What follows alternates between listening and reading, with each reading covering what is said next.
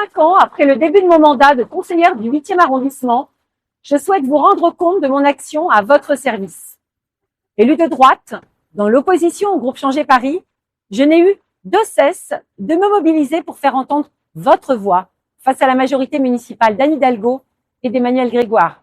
Ce bilan n'est pas exhaustif, mais il résume les priorités qui m'ont guidée depuis 2020. J'ai combattu le fatalisme en allant à votre rencontre et en participant activement à tous les conseils d'arrondissement. C'est en restant au plus proche de vos besoins et de vos espoirs que j'ai pu défendre vos intérêts au quotidien. Il faut d'abord redonner Paris aux Parisiens. Après 25 ans de gestion socialo-communiste, les Parisiens aspirent à un vrai changement. Ils rejettent la politique idéologique et punitive de la municipalité sortante. Les Parisiens veulent une ville plus propre, plus sûre, plus fluide, tournée vers l'avenir, mais qui protège son patrimoine et son identité, qui gère ses finances de façon responsable, avec une police municipale armée et une mobilité intelligente, qui relève les défis climatiques avec des solutions pragmatiques. Pour répondre à ces attentes, la droite parisienne doit être une force de proposition. Nous devons concilier nos racines, nos valeurs de liberté, de responsabilité et de pragmatisme, avec des ailes, des solutions audacieuses pour les défis urbains du XXIe siècle. Nous ne pouvons pas gagner seuls, il faut rassembler largement au-delà de nos frontières partisanes.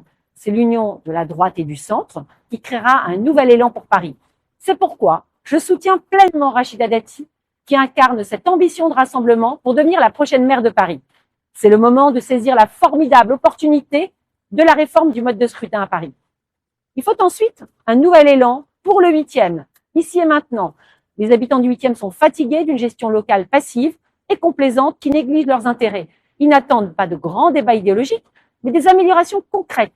Plus de sécurité et de propreté, la protection du patrimoine et le soutien aux familles, plus d'espaces verts et de pistes cyclables dans le respect des différents modes de vie, l'intégration de l'intelligence artificielle pour faciliter leur quotidien.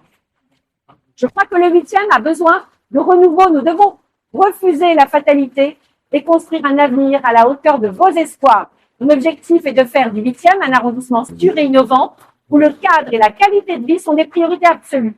Il est temps de refuser que notre arrondissement soit une simple chambre d'enregistrement des décisions de l'hôtel de ville. C'est dans cet esprit de renouveau pour Paris et pour le 8e que je vous invite à nous rejoindre. Vous pouvez compter sur mes convictions et sur mon énergie. Ensemble, nous allons changer Paris et le 8e.